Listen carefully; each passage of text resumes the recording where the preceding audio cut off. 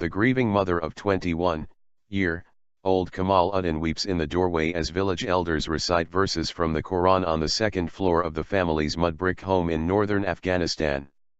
Kamal left 4 years ago to find work in Iran, just like many other ethnic Tajiks from the impoverished village of Zir-e Shakh in Takhar province's Kalafgan district, 260 kilometers north of the capital Kabul. Imprisoned on drug charges in Iran's notorious Vakilabad prison in the city of Mashhad, Kamal was hanged late last year, about the same time Iranian authorities are accused of resuming mass executions of prisoners, many for minor crimes such as drug possession. Kamal's father, Mullah Mohammad Youssef, received word of his son's death through friends.Youssef says the last time he spoke to his son was a year ago. He convinced me that he would be released soon.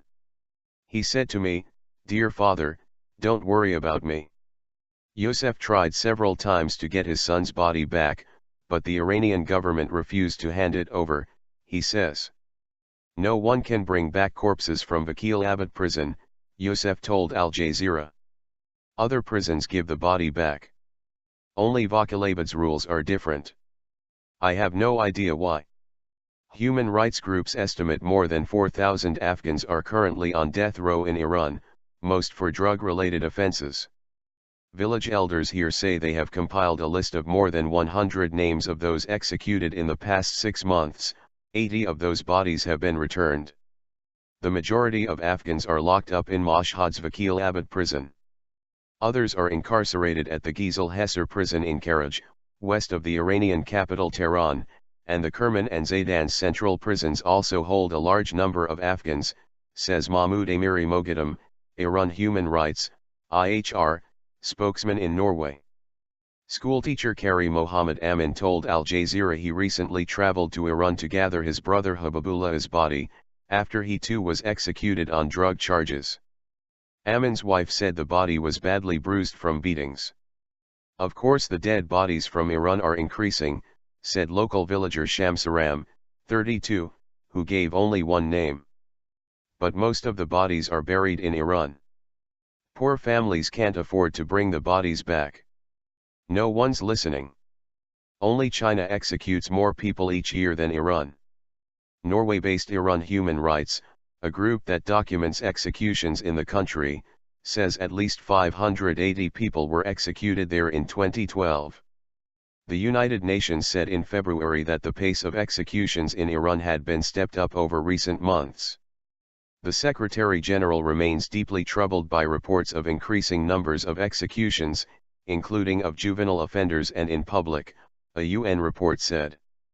Iranian officials, however, have vehemently denied the allegations. The Secretary General of Iran's High Council for Human Rights, Mohammad Javad Larijani, said the UN report was propaganda and baseless, adding it used a totally unacceptable methodology. Because of international media coverage, mass executions in Iran stopped in 2011, but they resumed in October 2012 as the limelight faded, said Amiri Moghadam.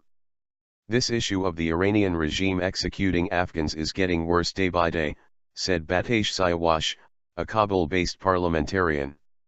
They are carrying out systematic and gross violations of human rights in the country under the pretext of Islamic law, and no one's listening to Afghans' voices.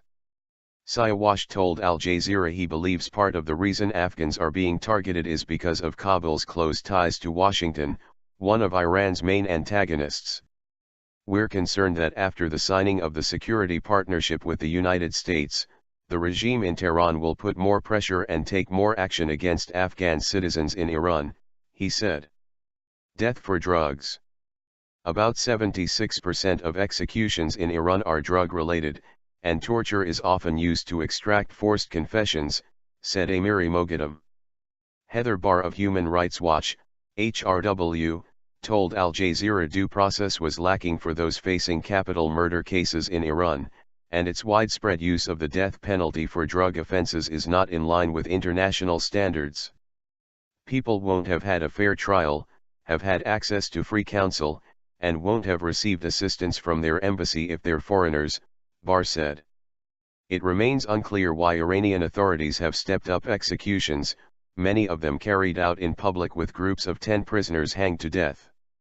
Amiri Moghadam said one explanation may be prison overcrowding. Vakilabad prison has a capacity of 3,000 inmates, but in 2011 it housed 13,000 inmates, according to an official report. IHR said reports indicate the prison was holding as many as 20,000 prisoners in 2012. Speaking at the UN in November 2011, the Secretary-General of the Iranian Judiciary's High Council for Human Rights, Mohammad Javad Larijani, discussed limiting the use of the death penalty. I think there are ways to bring down the number of executions.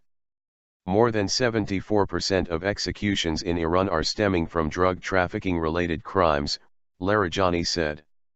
Whether it is correct or not, there is a big question: did this harsh punishment bring the crimes down or not?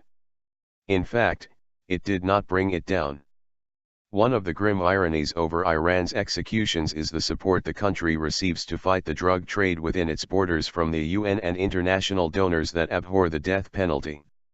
The United Nations Office on Drugs and Crime, UNODC, has praised Iran for its tough anti-drug policies, and many European countries fund its drug control program, which ultimately leads to many executions for often minor narcotics offenses. In spite of widespread reports of these human rights abuses, UNODC and donor countries have continued to give millions of dollars to the governments of Iran, Afghanistan, and Pakistan in the name of combating drug trafficking, said HRW's Rebecca Schleifer. Critics have called for a halt to such funding. Denmark, one of several Western countries providing funds to the UNODC that finds its way to Iran, stopped in April. Stay home.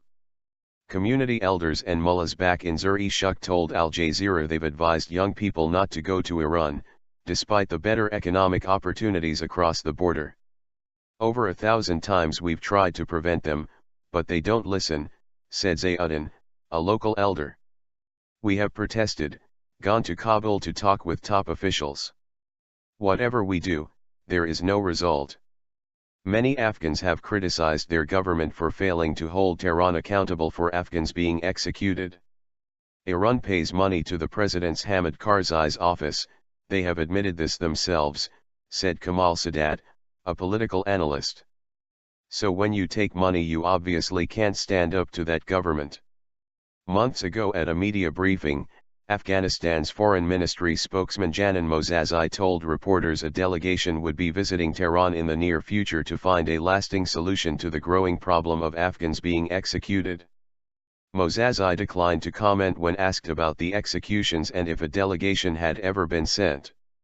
Iran's embassy in Kabul also said it would not discuss the issue. We mentioned all the problems Afghan refugees are facing in Iran, Taliban spokesman Zabiullah Mujahid told Al Jazeera.